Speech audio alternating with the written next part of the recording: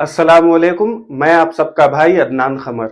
जैसा कि आप लोग जानते हैं कि रियासत तेलंगाना में कांग्रेस की नई हुकूमत तश्कील में आई है और मुसलमानों की नुमाइंदगी रिप्रेजेंटेशन के लिए काबिल तरीन शख्सियत जनाब शब्बीर अली साहब को एडवाइजर टू गवर्नमेंट बनाया गया है।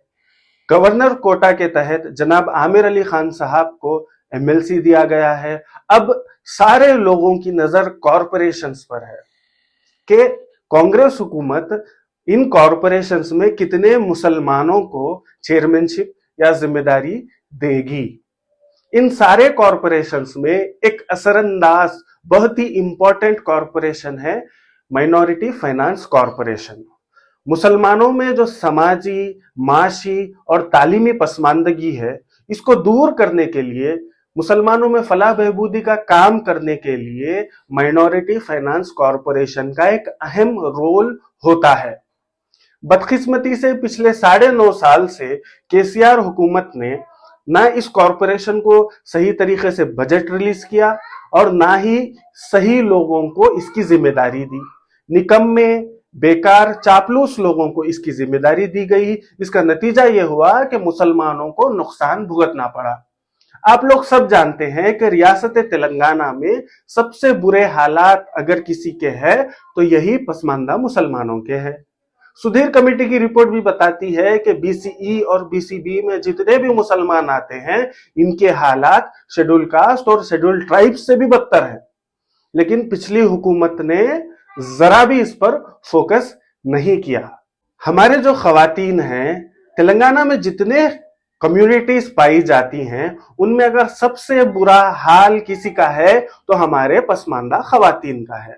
एजुकेशन के मामले में, स्किल के मामले में सबसे पिछड़े हमारे खवातीन हैं। माइनॉरिटी फाइनेंस कॉरपोरेशन के तहत कई प्रोग्राम्स, कई कोर्सेस रिलीज किए जा सकते हैं जिनसे हमारे खवातीन का प्रोग्रेस हो सकता है।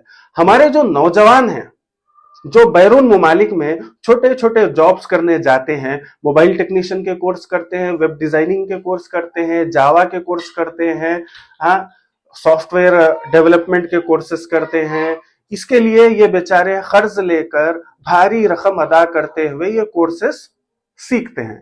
माइनॉरिटी फाइनेंस कॉरपोरेशन अगर सही तरीके से काम करेगा तो ये सारे कोर्सेस हमको फ्री में सिखाया जा सकता है। एजुकेशन स्कॉलरशिप्स, कई साल से हमारे जो स्टूडेंट्स हैं जिनका ग्रेजुएशन हो गया, डिग्री हो गई, उनके सर्टिफिकेट्स कॉलेजेस में अटके हुए हैं। वजह, स्कॉलरशिप्स अब तक रिलीज नहीं हुए। क्यों? माइनॉरिटी फाइनेंस कॉरपोरेशन को सही तरीके से बजट नहीं रिलीज किया गया। हम जब जाते थे माइनॉरिटी फाइनेंस कॉरपोरेशन की ऑफिस को और वहां के ओहदेदारों से मिलते थे तो वो लोग यही कहते थे कि भाई बजट रिलीज नहीं हुआ, हम कुछ नहीं कर सकते। और इस पर भी हम जब सवाल करते तो यही हमें बताया जाता था कि ठीक से नुमाइंदगी नहीं होती, हम कुछ नहीं कर सकते। अब देखना यह है कि मौजूदा कांग्रेस हुकूमत इस माइनॉरिटी फाइनेंस कॉरपोरेशन की जिम्मेदारी किसको देती है और इसको कैसे लेके चलती है। आवाम को तो बहुत ज्यादा उम्मीदें हैं और हमारी पसमानदा मुस्लिम एक्शन कमेटी की गुजारिश है जनाब रेवंत रेड्डी साहब से, दीपा दास मुंशी जी से, कि इसकी जिम्मेदारी नौजवान कायद उस्मान मोहम्मद खान को दें। उस्मान मोहम्मद खान जब कांग्रेस वेंटिलेटर पे थी, जब कांग्रेस का कोई नाम लेने भी डरता था, तब से कांग्रेस का झंडा पकड़कर नौजवानों के बीच हर मसले में रहा करते थे। पढ़े लिखे नौजवान हैं और कई दूसरे नौजवानों को बॉडी बिल्डिंग में, बॉक्सिंग में ट्रेनिंग दे चुके हैं और काफी दूसरे ओहदे संभाल चुके हैं।